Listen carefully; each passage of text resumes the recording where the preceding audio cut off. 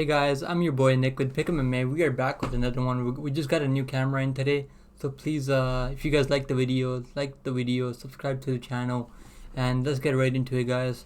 First fight on the card, we have the girls going at it. We have Tamires Vidal going up against Montserrat Rendon. So Montserrat Rendon only has 5 fights in her career, and just wasn't all that impressed by her. I went back and watched her previous fights. And her fight against Brittany Cloudy back in Invicta last year, she did not win that fight. I went back and she got pieced up by this girl Brittany Cloudy, who's 6-5 now, who was 6-4 at the time. Yeah, she did not win that fight. She 100% should have lost that fight, but the judges pretty much gifted it to her. Even the announcers, even the commentators were saying she did not win that fight, but she got this lucky takedown at the end that saved her, and the judges ended up giving it to her, probably because she was the crowd favorite fighter. That could be something the judges wanted to give the split decision to her, but that's not a good look when you're gonna be going up against Tamires Vidal, who's got that physical strength to take you to the ground. Tamires Vidal isn't the most technical striker or the most technical grappler. She's very aggressive. She's gonna come at you. She's not gonna let you stand there and look for counters. She's gonna try to mix it in. She's very versatile with her weapons. I like what I see from Tamires Vidal, and now she's gonna get her confidence up even higher. She came into the UFC in her UFC debut. She knocked out Ramona Pascal, who's a pretty good fighter. Ramona Pascal has good skills. I've always been pretty impressed by Ramona Pascal. Even though she's 6-5, but she's been fighting in the UFC and Invicta. She's fought a good level of competition. I think that fight against Pascal was probably harder than this fight's gonna be for Vidal. I think Vidal, you can parlay Vidal. I think I wouldn't play the over and unders because Tamires Vidal has that finishing ability. I don't think Rendon's gonna be able to strike with her. I don't think she's gonna be able to take her down. She couldn't even get Cloudy down. This girl couldn't even get Cloudy down until like the last minute of the fight.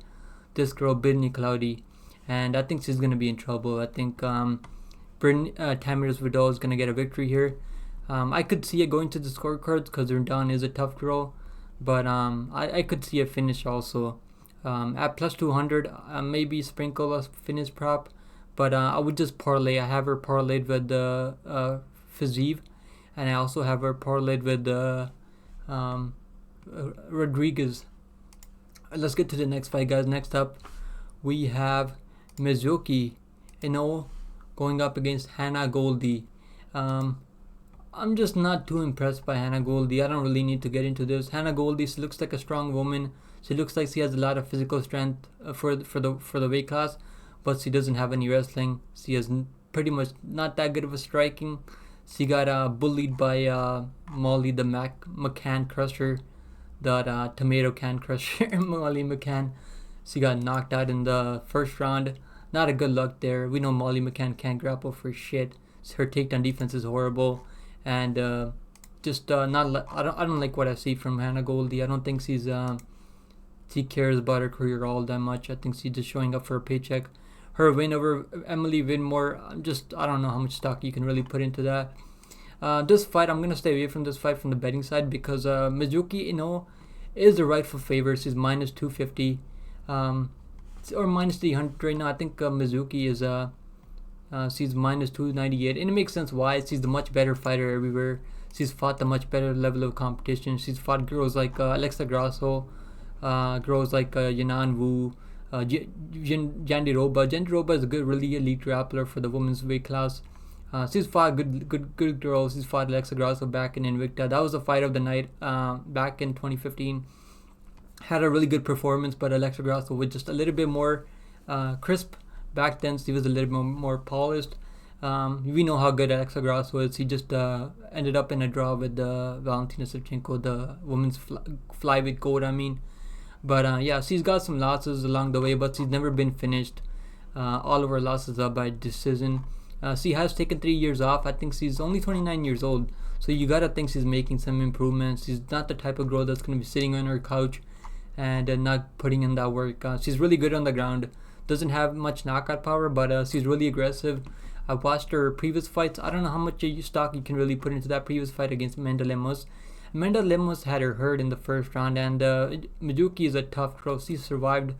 I see her dominating this fight. She might have some ring rust in the first round, which is why I don't recommend you guys betting on this fight at all.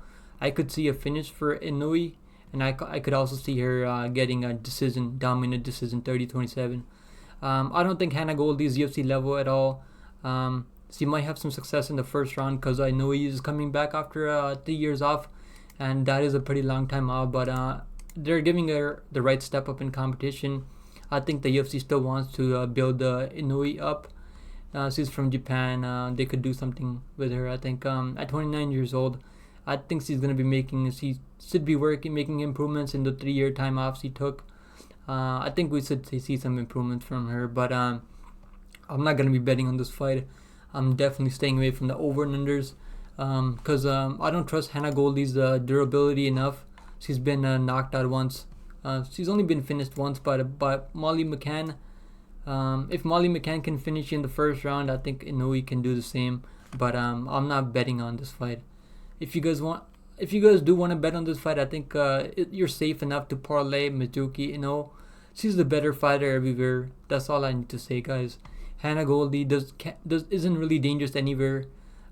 She's okay grappler, okay striker. Her striking is not technical at all. So Mizuki should get the win here. I'm gonna say on the scorecards 30-27.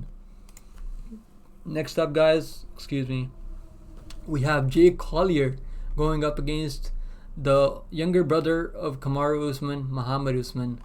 Let's get into it, guys. So Jake Collier is coming off 3 losses in a row. He had a split decision loss against Andrei Arlovsky. That fight could have went either way. I thought Collier should have done enough. I thought he did enough there to get the victory there, but the judges didn't agree with me there. Anyhow, then he faced off Chris Barnett as like a -4 something favorite, 400 favorite. He was a big favorite in that fight. I remember. Let me get into that. I think he was like a -450 favorite or something like that. A lot of people had -450, 470. This was the easiest matchup that UFC could have ever given him. Chris Barnett is a striker, doesn't have much of a reach. He's 5'9", and he was able to go through the early storm in the first round from Jake Collier. Jake Collier really put it on him, but Barnett, we know how tough this dude is. He can take the early storm and come back in the second round. That's exactly what he did. He got the takedown in the second round, got to the mount position. Jake Collier didn't have many answers for him. Doesn't seem to have much of a ground game. I don't even think he's training all that much anymore, which is why we're seeing him really go on the downhill side now. He's 5-8 in the UFC. A lot of experience for him, but his only win is in his last 5 fights. His only win is over Chase Sherman, who's absolutely horrible. 16-12 guy, and he's 14-11 in the UFC. How is this guy still in the UFC? I don't think he's in the UFC. I think he's done. But yeah, that's his only good win. Mohammed Usman is not gonna be the better striker here, but I think his size and physical presence alone should be able to get him a victory here. I think I'm gonna say Mohammed Usman. He could ground and pound too, because he's gonna be making some improvements.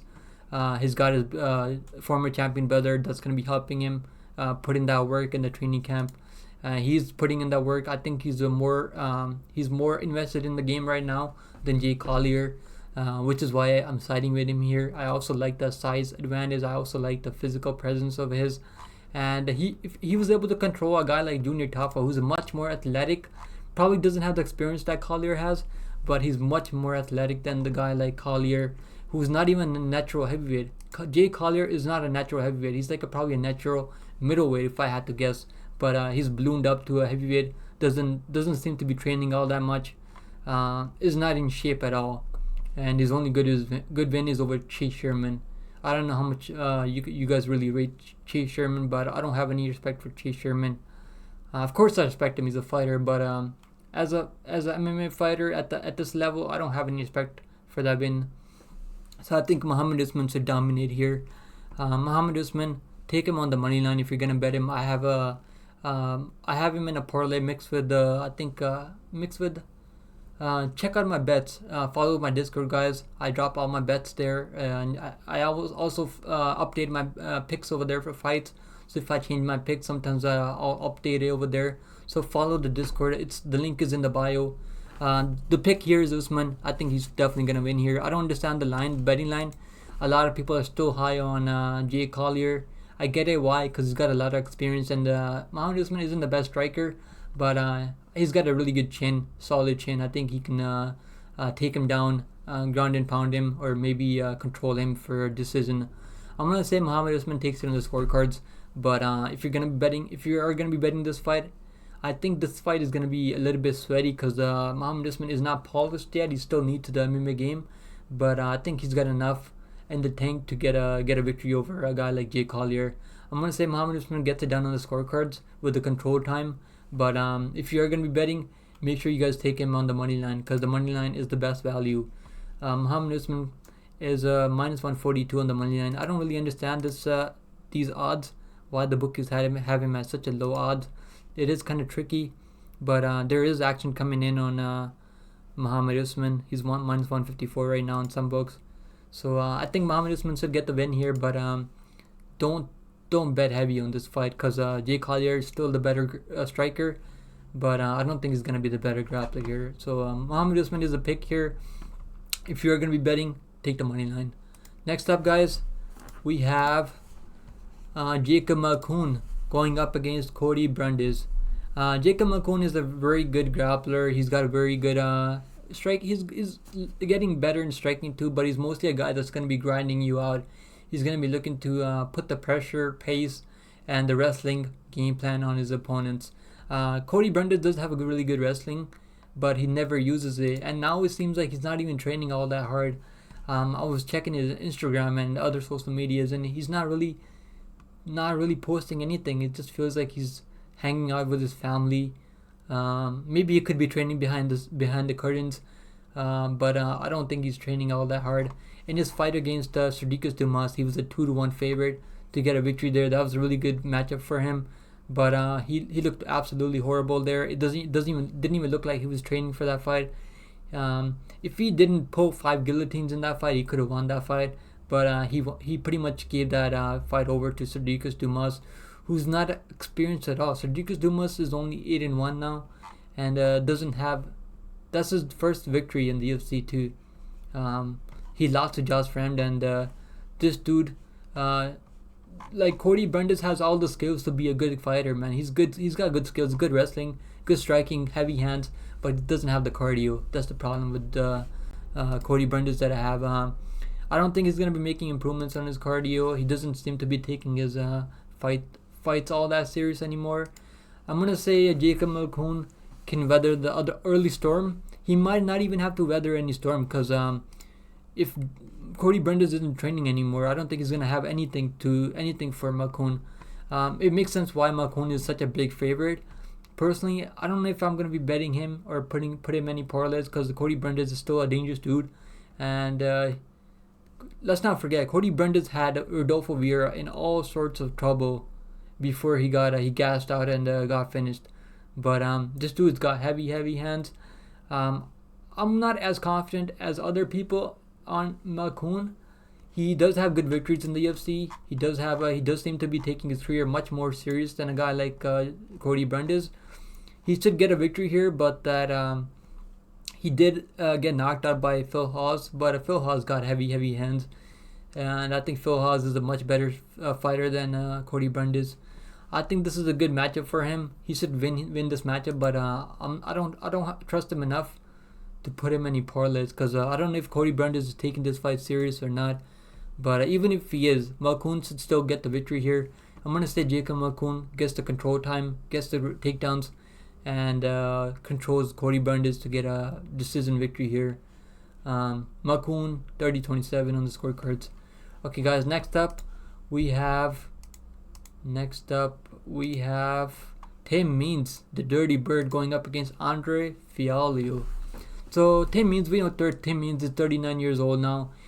He's coming off 3 losses in a row, but I don't think his losses are as bad as Andre Fialho's. But Tim Means, still, in his last fight against Alex Moreno, he looked pretty good.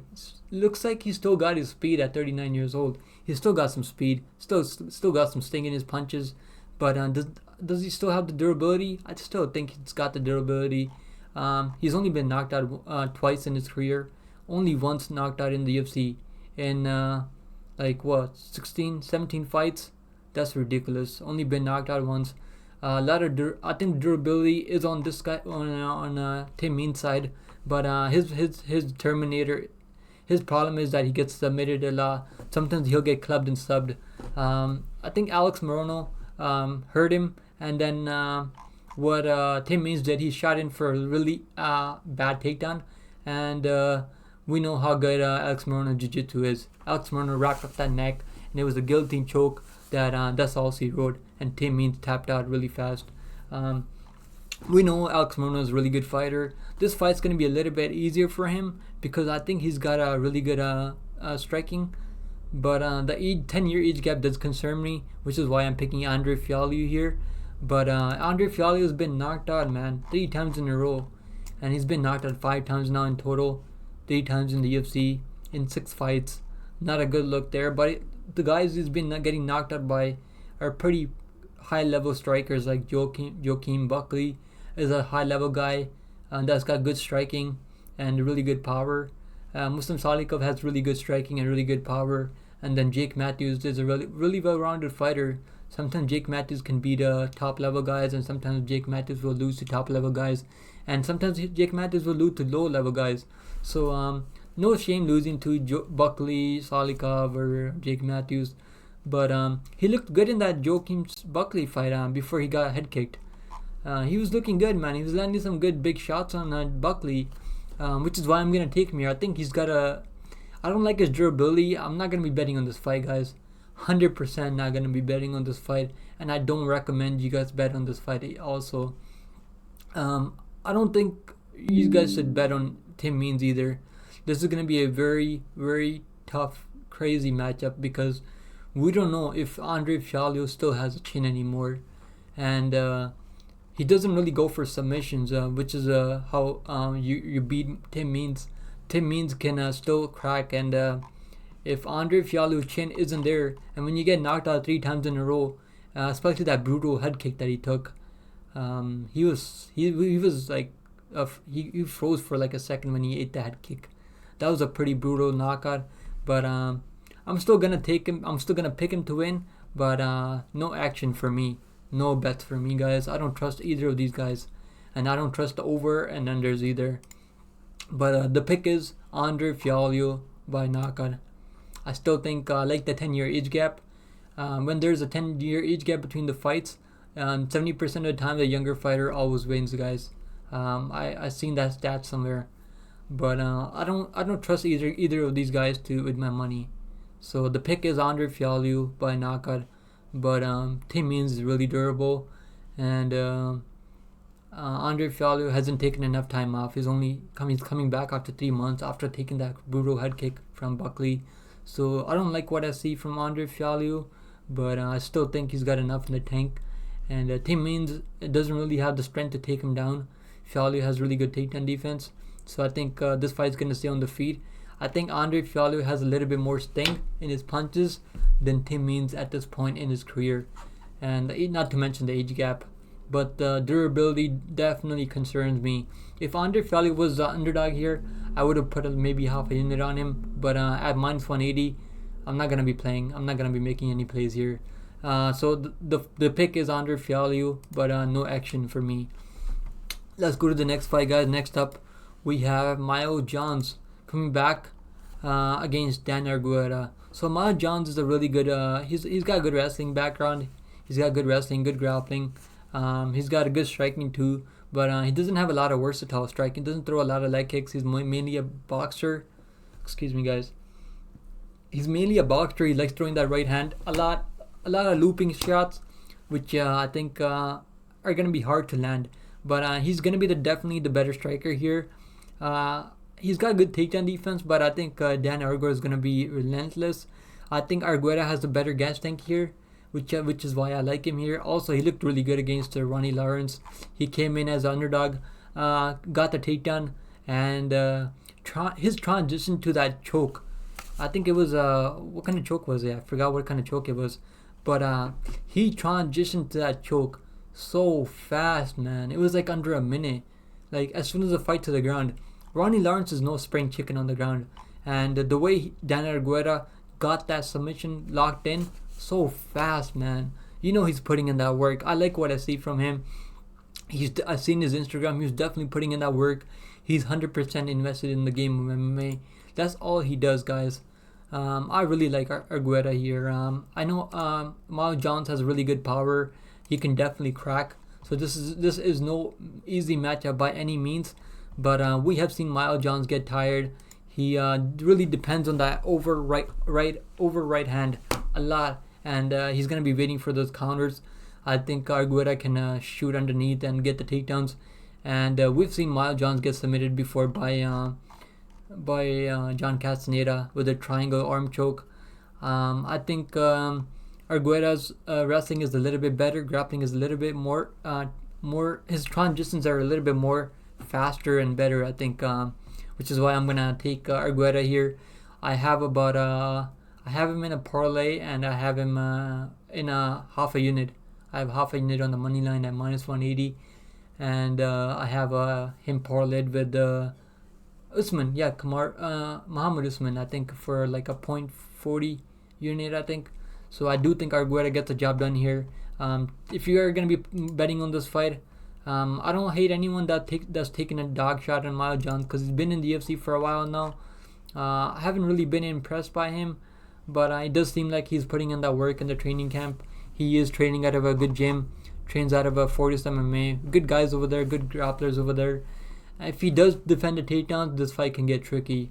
I'm not sleeping on Miles Jones. I know some people are picking him to win. They're very similar in age.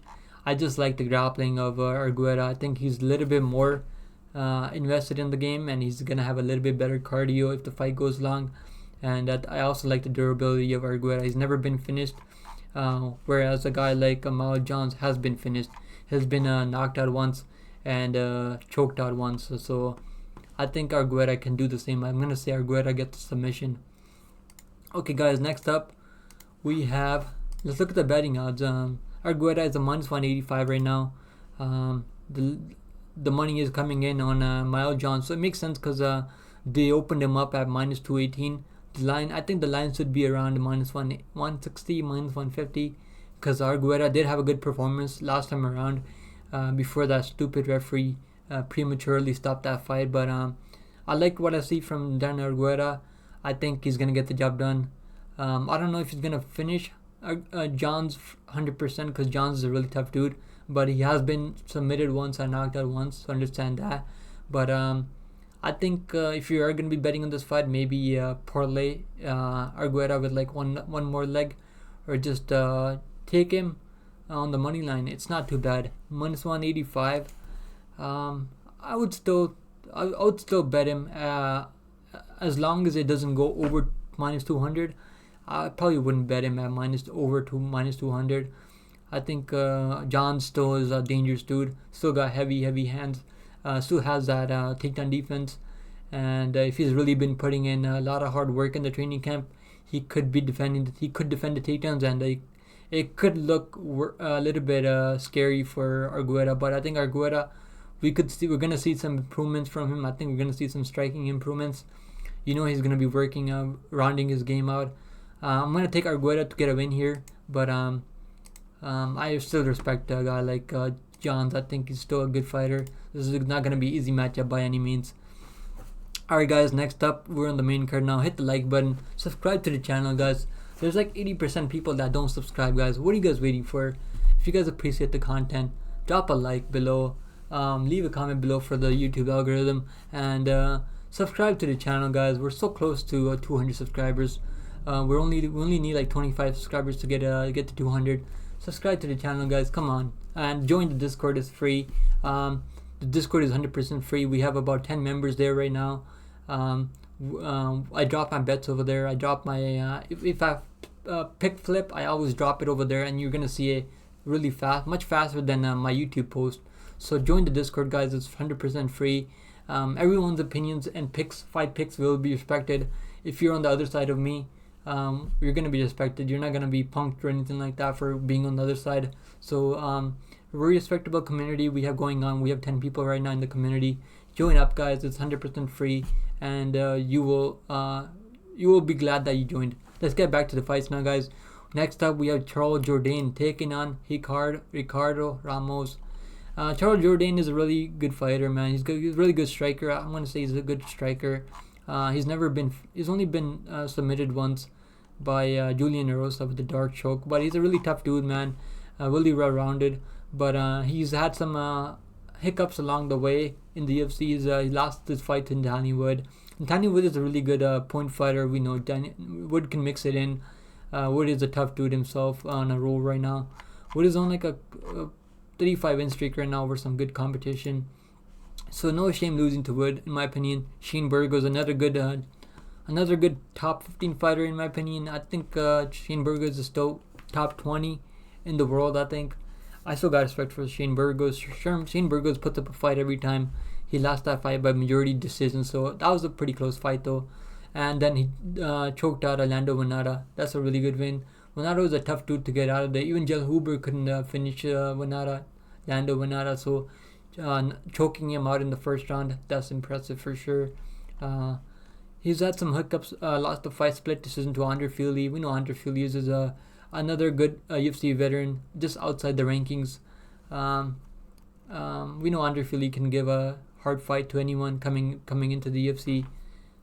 He's had some hiccups along the way, but he's faced good level of competition. Never been knocked out ever. Never really been hurt in fights. I like him a little bit here, but Ricardo Ramos is a really good fighter too, man. He's got good skills, good striking, very versatile striking. He throws a lot of spinning weapons, which you don't see, which his opponents don't really see coming. He's got good takedowns also. He trains out of that team Alpha Male, so you know he's gonna have a good wrestling game plan coming into this fight against a striker like Jourdain. But the only thing that I don't like is his durability is a little bit questionable. He's been knocked out twice. He's been knocked out by Lerone Murphy with the ground and pound in the first round. So he does crack under he's not the toughest guy out there, but he's got some good wins. He's got a win over Ayman Jahabi. We know Ayman Jahabi is a good fighter. He's got wins over Kongo Khan. Kongo Khan just got another victory a couple of weeks ago, a couple of months ago. He got another victory over Quinones, I think it was. Kongo Khan finished Quinones, so split decision win over Kongo Khan, respectable.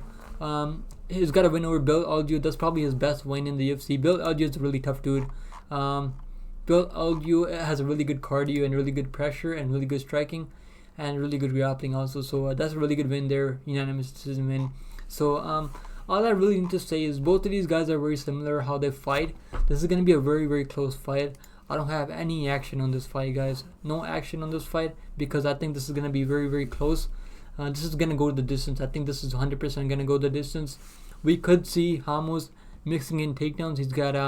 He lands about 3 or 4 takedowns per fight, but he doesn't have the best top control. That's the problem Ramos has. He's not best at controlling his opponents, but he does have good cardio. A little bit questionable durability, but he's got good experience in the UFC. 7-3 in the UFC.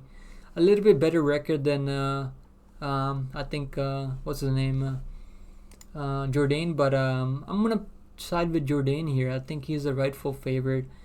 He's been a little bit more active too. He's had a fight 4 months ago, even a win over Con Gracie. I don't know how respectable that win is, but Con Gracie is a tough dude.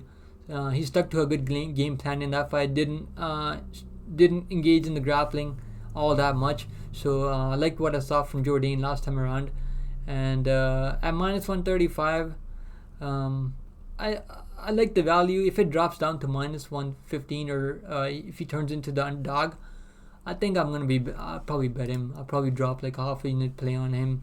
But as of right now, he's sitting at where is he? Jourdain sitting at minus 135 right now.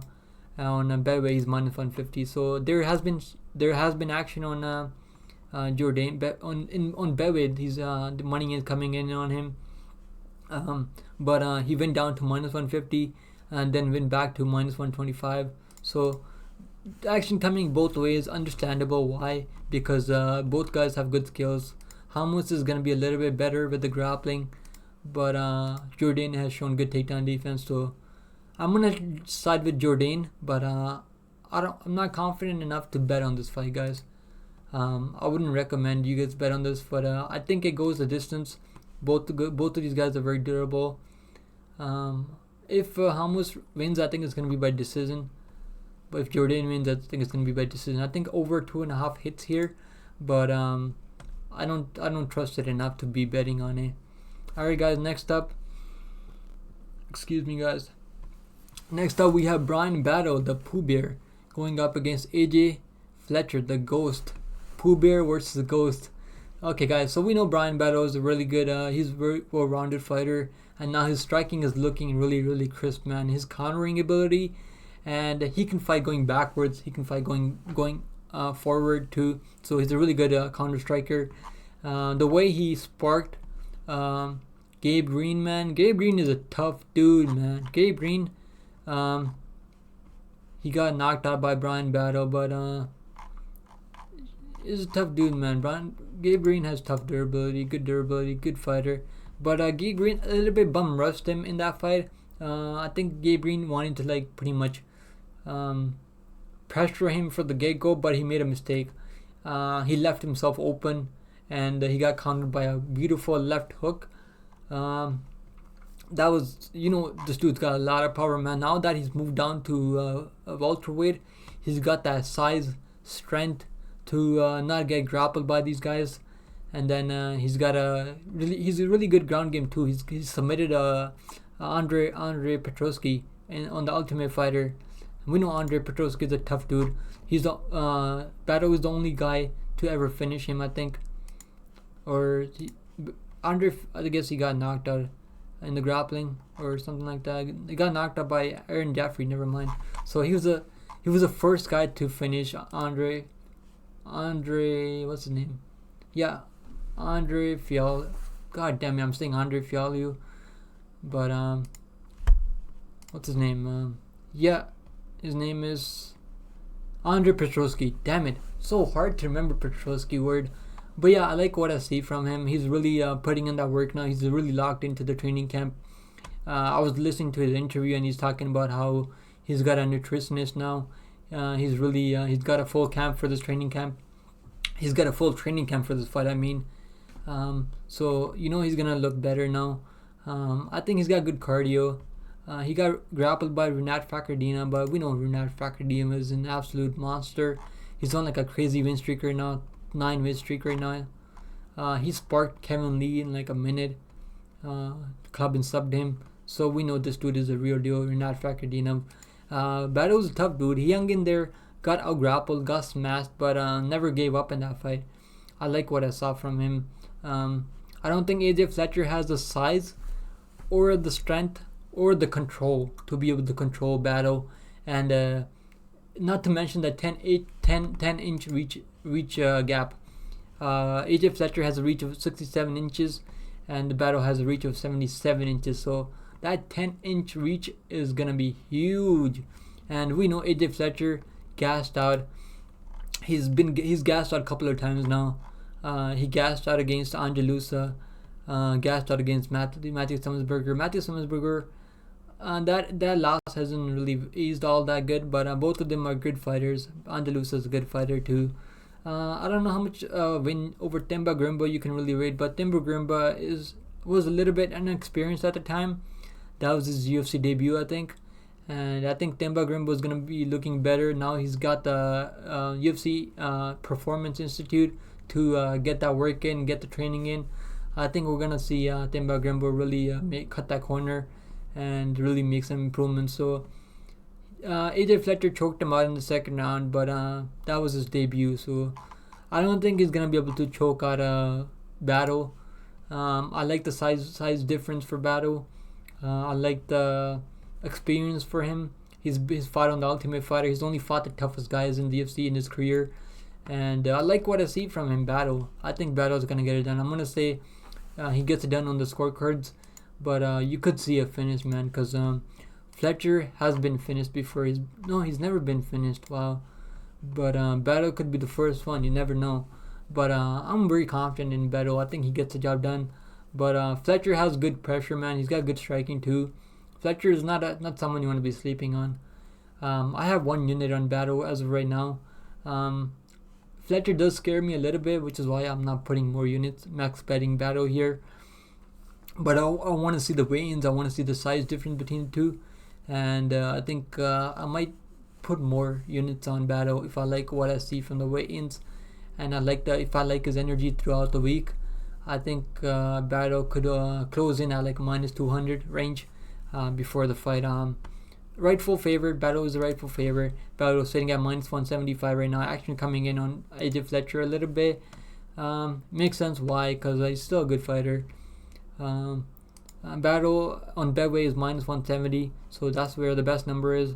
On some bookies, it's minus 192.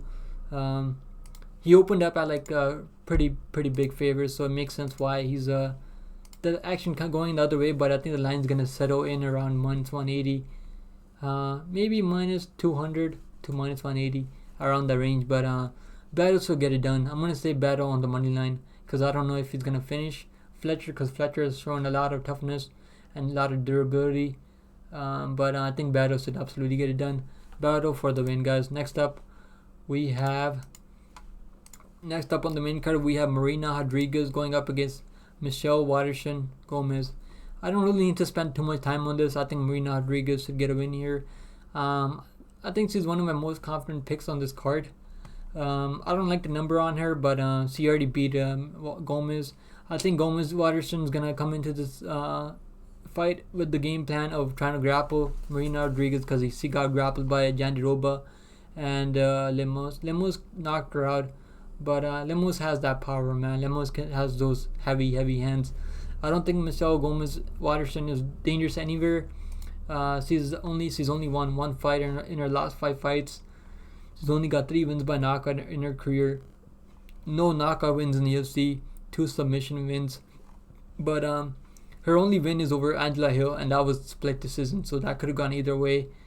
I think Rodriguez is the much better striker, and I know she's going to be putting in the work for the takedown defense, and I think she's going to be able to get the job done. I have Marina Rodriguez parlayed with Vidal, Tamires Vidal. I think that parlay should absolutely hit.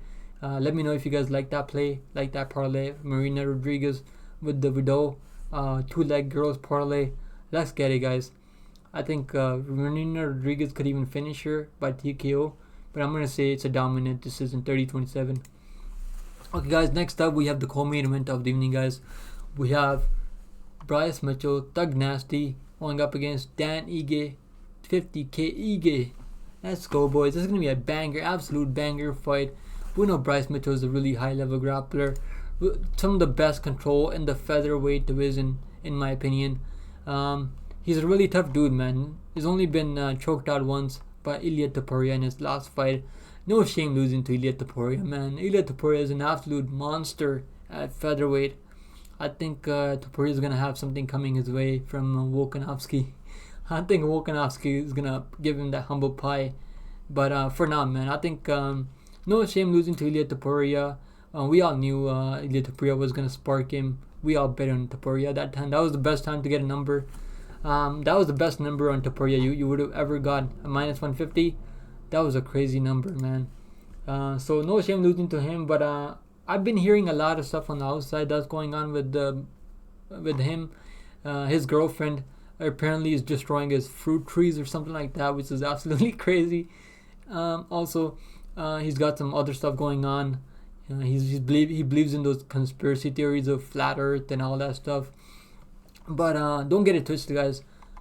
Mitchell is a really good fighter, man. He's not the best striker. Ige is going to be the much better striker here. Ige is going to have the heavy hands. Ige is going to have the power on the feet all day long. The cardio, I think the cardio advantage is going to go to, I think, a little bit Mitchell. I think Mitchell's probably going to have a better cardio, but we've never seen Ige gas out in fights. Ige is always able to have good cardio. And Ige's been looking good, man. Ige's looked good. Ige's been looking good, man, over good fighters. Nate Landwehr was on a 3-5 win streak and he knocked him down a couple of times. had him some trouble, made him look like he didn't even belong with him in there. Unanimous decision win over there for him. We had a play on Ige in that fight. It was like a minus 250 favorite. Well, I had like 3 or 4 units on him in that time. And then Damon Jackson. Damon Jackson is a good win, man. Damon Jackson is a tough dude. Damon Jackson just survived against Billy Quarantillo for 3 rounds. And Ige finished him in the second round with a beautiful left hook. Ige's got some serious power, man. He's putting in that work at Extreme Couture. You know, Aaron Nixick is one of the best coaches out there for MMA. And this is why I'm picking him, guys. I'm not sleeping on Bryce Mitchell. I know everyone loves Bryce Mitchell, but am I going to bet him at minus 200, minus 205? No, man. He's coming off a loss. Of course he's going to have a big grappling edge in this fight, but why did the bookies open him up at close lines? The bookies open him up at minus 125, slight favor line. And it makes sense why. Because they know if Mitchell does not get the takedowns, or even if he's not able to hold on Ige down, he's going to be in trouble, man. Ige can crack. Of course Mitchell can strike back too, but he doesn't have that pop, doesn't have that power to really hurt his opponents. And Ige's not going to be worried about anything coming back his way. I love Ige at this number, but I'm not telling you guys throw your house down on Ige. But I have like 0.2 units on him right now, barely anything. But I'm gonna put another. I'm gonna have about like maybe 0.5 units by the end of the week. I'm seeing if this line goes up a little bit. I think we're gonna see more money come in on Bryce Mitchell because he's 6-1 in the UFC or something like that. Really good. But his wins, man. If you look back at his wins, his only good win is over Edson Barboza, who's past his prime now. Still a good win. He knocked him down, but that knockdown was probably because Edson Barboza was thinking he's gonna get taken down, and then he had his hands low, and Mitchell cracked him from the top. But I don't think he's gonna be knocking down Ige. Ige's never been knocked down, I think, or maybe he's been knocked down, but I don't think he's never been knocked down or not. Ige's never been finished. And don't forget, Ige has really good jiu-jitsu too, man. He's a black belt in Brazilian jiu-jitsu, so don't forget that, guys. So look at these wins. Andre Fili, okay win. Andre Fili's never been a consistent fighter. Charles Rosa, not in the UFC anymore. Mouth Sales, not in the UFC anymore. Who else? Look at these wins, man. His only good win is Edson Barboza. And then in Ilia Topuria, yeah, he got the takedown on Ilia Topuria. That's really good. Barely anyone's been able to take down Ilia Topuria. I don't think anyone's taken down Ilia Topuria before. But I just can't back Mitchell, man, at the line that he is now. I like Ige. I like that he's putting in the work at Extreme Couture. They're gonna have a really good game plan for him. And all he has to do, man, defend some takedowns and land some big shots. He can win this fight by decision too. He can doesn't have to knock out Mitchell or anything. He can win this fight by decision, absolutely. I think I like Ige here. I know I'm making this really long, but I think Ige gets the job done. But I'm gonna wait till the weigh-ins to see how big the size advantage is or anything like that. But Ige's gonna have a reach advantage, by the way, 1-inch reach advantage. So there isn't a big reach advantage. By the way, don't forget, guys, Mitchell trains out of a Barata MMA, whereas there's like one other guy that trains with him. So he's not training at a high level gym. Yeah, he's had success in that small gym, but when you want to get to that next level, you want to move your training camp. You want to get to that. You want to get to those high level coaches who can game plan. He should get to a better training camp, in my opinion, to really work on that striking, because that's gonna be his problem. If he doesn't improve on that striking and doesn't work on his boxing, I think that's really gonna give him issues. If he was a good striker, if he could hang on the striking, I would have picked him here. But I like Ige here. He's gonna this is a 50-50 fight. The book is open these lines at close for a reason, guys.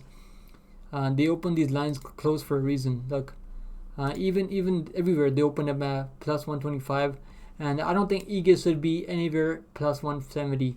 I think this fight should be Mitchell should be like a minus 130, minus 150 at most, and then Ige should be like minus 125, minus 130 at most. But yeah, I like the number on Ige as a big dog. Plus 170, give it to me. Give me the dog. Ige by unanimous decision. Alright guys, next up we have the main event of the evening, guys. This is a striker versus a grappler matchup. We know Fiziev is a high level striker. Fiziev coming off a loss to Justin Gaethje, but that was a really close fight. I think it could have gone either way, but I think Gaethje just edged it out a little bit, just a little bit by a little bit. Outstruck him, really turned it on in the third round, I think it was. I think Fiziev's gonna learn from that fight. I think he's really putting in the work. I've never had to question Fiziev's durability or his commitment to the game. He is always training, man. This dude is always, he's super invested in the game. Lifelong striker. And I think he's going to have a big striking advantage here, man. I don't like what I've been seeing from Gamrot. Gamrot is a high-level grappler. He's probably the best grappler outside Islam Makhachev in that lightweight division, I think, in my opinion. But even against Beneil Dariush, I bet him on that fight. I remember betting him. And I had like 2 units on him, I think it was. And I did not like what I saw from him. Beneil Dariush started defending some takedowns early on. And Gamrot did not look good, man. He was shooting at legs. He wasn't trying to strike and set up his takedowns. I don't like that about grapplers when they don't set up their takedowns. Gamrot is really good at ankle picks. Also, he's really good at the single leg also. He's going to try to get into the range with the overhand right and then go for the angle pick. He's really good at that, but I don't think it's going to work against a guy like Fiziev, man. Fiziev defended a lot of takedowns against RDA, who fights at welterweight. Of course, RDA is not in his prime anymore. Gamrot is in his prime right now. Is in his prime, I mean. But even that fight against Jalen Turner, that fight could have gone to Jalen Turner. Jalen Turner dropped him a couple of times, landed some nice knees, and I think Fiziev is a much better striker than Jalen Turner, man. Fiziev has that power to sleep you, like, man. The way he dropped RDA is one of the toughest guys out there, man. RDA is probably one of the toughest guys out there in the UFC. How many times has RDA been knocked out? Well, like he's only been knocked out 3 times. He's only been knocked out 3 times in the UFC.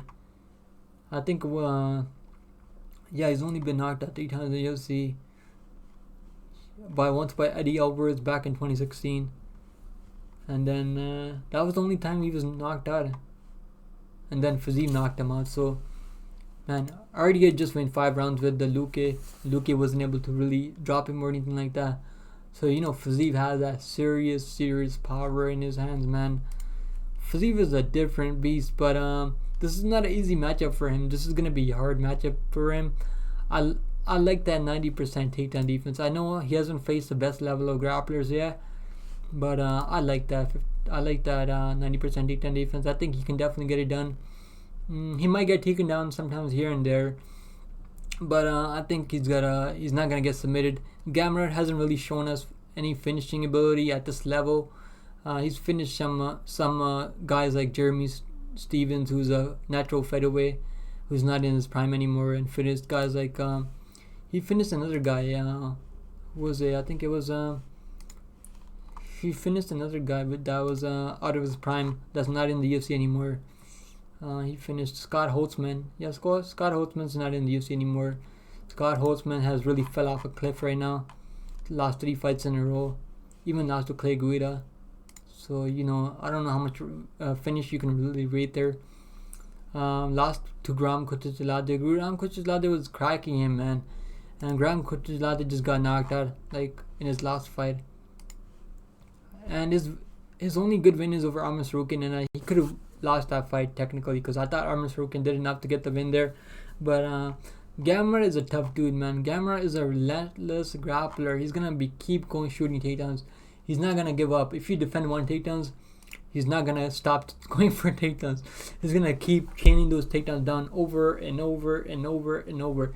This is gonna really show us this Fiziev has that takedown defense at this level when he goes up against guys like Islam Makhachev and Gamrot, because these guys are always going to be trying to take him down. No one's going to try to stand with him.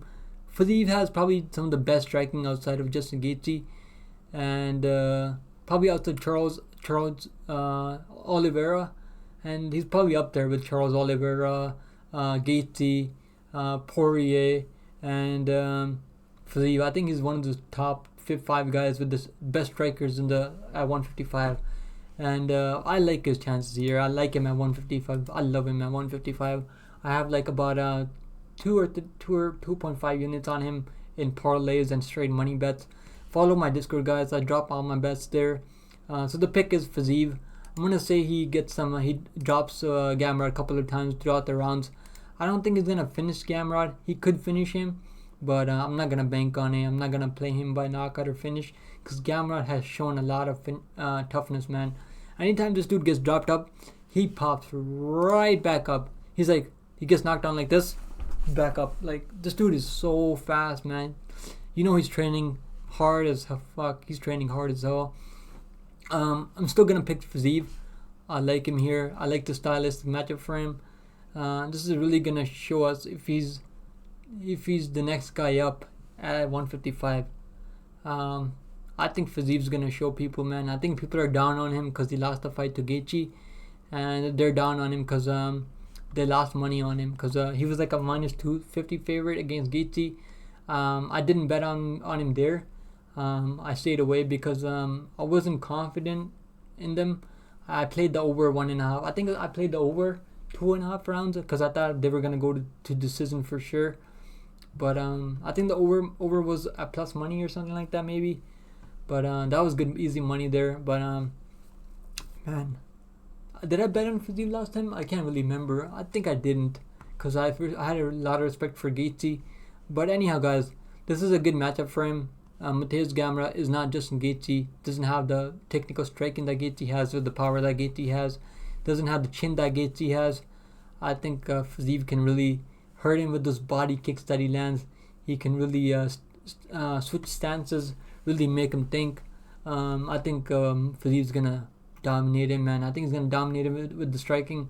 I think he's gonna defend some takedowns, and Gamrot's gonna get desperate with those takedowns, and I think Fiziev's gonna keep landing those body kicks. If this fight does go long, it's gonna be a little bit scary because Gamrot probably has a better gas tank, but I've never really had to worry about Fiziev's gas tank in the past. Even in his fight against RDA was trying to go for takedowns over and over and over and over. RDA shot like 18 or 20 takedowns, and he only got like 2, barely got him down, but Fiziev popped right back up. But yeah, it's gonna be hard. Gamrot doesn't have the best top control. He can take you down over and over and over and over. That could happen. I understand that, guys. I understand why Fiziev is closed. The betting lines are closed because Gamrot is a relentless grappler. But my boy Fiziev is gonna get it done, guys. That's it for this video, guys. Like the video. This is the in-depth breakdown for UFC Gamrot versus Fiziev card. Subscribe to the channel, guys. We're so close to 200 subscribers. If you guys appreciate the content, guys, it's free. Join the Discord. And also, take care of yourself, guys. I'll see you guys in the next one. Take care. And I gotta end this video here. I'll see you guys in the next one. Take care. And we got some banger fights coming up this weekend. And I'll see you guys in the next one. Later.